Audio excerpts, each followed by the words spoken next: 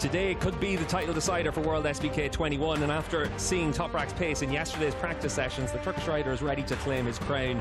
Jonathan Ray has to make up 30 points this weekend, and yesterday he also lost an awful lot of track running in free practice 1. It's going to be a busy action of 30 minutes in this free practice 3 session. Steve English and Anthony Nelson here on Lombok Island, and Anthony, just looking at these pictures, it's a bit of a paradise here for World SBK. Yeah, it is a bit of a paradise. I think it's something that we haven't seen all season long. Obviously, in mainland Europe, a lot of fantastic tracks that we have around there, but nothing quite compares to what we've got here in Lombok. It's the perfect scenario here for a season finale. Yeah, it really does feel like we're moving past the COVID-19 stage and we're back to having flyaways. We've obviously gone from South America, the mountains of Argentina, to the beaches of Indonesia. Very different setting, but absolutely beautiful. Right bicep. So Liam opted to leave, stay out today. Obviously, a full race is different from a one fast lap, and well, as I said, it's a real shame to see him out of action today. Yeah, it's a real shame. It does look like it's going to be his last outing in World SBK as a full-time rider, so hopefully we'll see him back here as a wildcard at some point in the future. And it could also be the last weekend where we see the likes of Tom Sykes. Obviously, Chaz Davis retiring at the end of this weekend as well. So, as usual, at the end of a season, it's time to say goodbye to some riders. But Davis actually looked a lot more impressive than some of his pace in the free practice session showed. He was 15th on the timesheets, but really got balked on his fastest lap at the end of it. So he's got a few tenths in hand, could easily get himself into the top 10.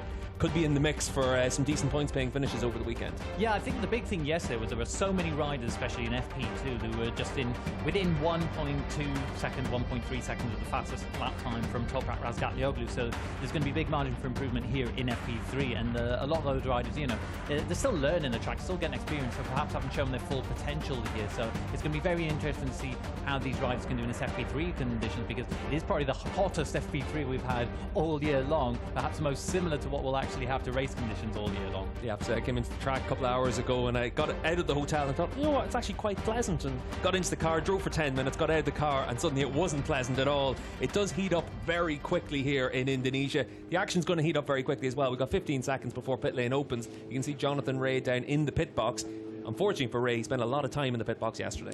Yep, FP1 spent around 25 minutes at the end of the session in the pit box. They had an issue with the bike. Kim Rodo told me yesterday in pit lane, you know, it was a team mistake. Obviously, something going wrong with the bike there, but they did remedy that in FP2. He did manage to get out and get a lot of track time under his belt, and he did close up the gap with Top Razgatlioglu. It was only 1/10 of a second yesterday at the end of FP2. So Ray looking very competitive at the end, but he'll really rue that lost track time, because really that's not what you need on the final weekend of the season. Yeah, electrical gremlins in that free practice 1 session, that's what kept him in the pit box. The one good thing for Ray was when he went out in free practice 2, he had good information from the other side of the pit box. Alex Lowe was able to get a lot of laps in free practice 1, so Kawasaki at least able to use that to get themselves in the ballpark.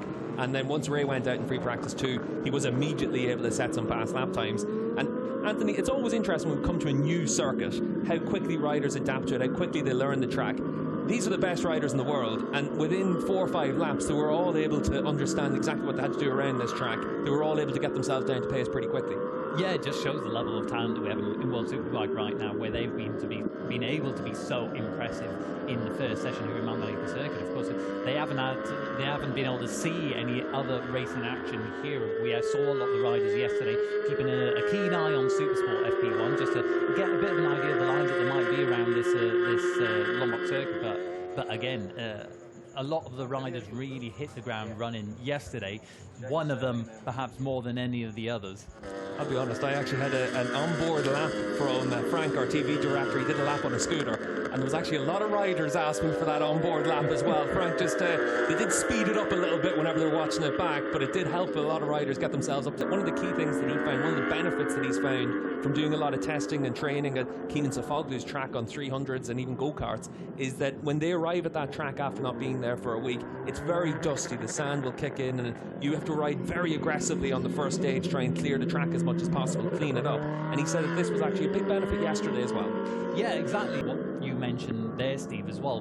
What they've been doing in the last month, and they have done in the past, to adapt to the humidity that we have here on track. Yeah, also for Toprak, of course, a little bit easier to get out here to Indonesia, only having to take 1 flight.